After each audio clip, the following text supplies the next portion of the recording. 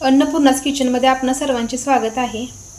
आज आपण खोबऱ्याची चटणी बनवणार आहोत। त्यासाठी मी गॅसवरती कढई ठेवलेली आहे। कढई आपली गरम झालेली आहे। आता याच्यामध्ये मी 1 वाटी चिरून घेतलेलं खोबरं घालून घेते।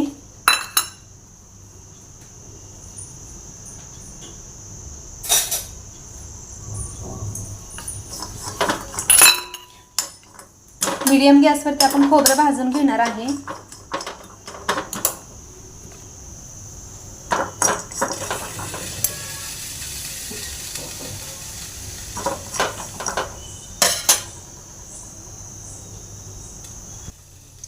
खोबरं आपलं चांगलं भाजलेलं आहे। आता याच्यामध्ये 1 वाटी लसूण घालून घेते। लसणाचा पाला सगळा काढलेला नाही, त्यामुळे आज लसूण असंच भाजून घ्यायचं आहे।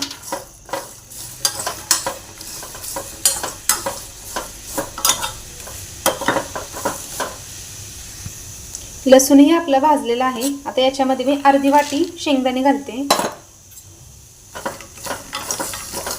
आणि शेंगदाणेही चांगले भाजून घेणार आहे। शेंगदाणे पण आपले चांगले भाजलेले आहेत। आता आपण याच्यामध्ये अर्धा चमचा जिरे घालून घेऊया आणि 1-2 मिनिटं जिरेही भाजून घेऊया।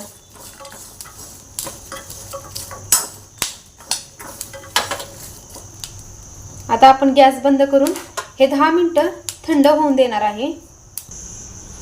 10 मिनिटे झालेले आहेत।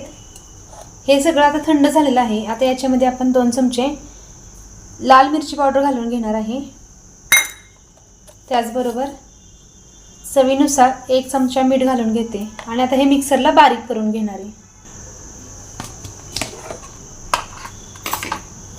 खूप मस्त अशी चवीला चटणी लागते।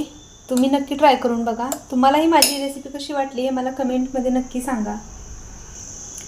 तुम्ही ही चटणी रोज जेवणासोबत वडापाव सोबत खाऊ शकता। चवीला अप्रतिम अशी ही चटणी लागते।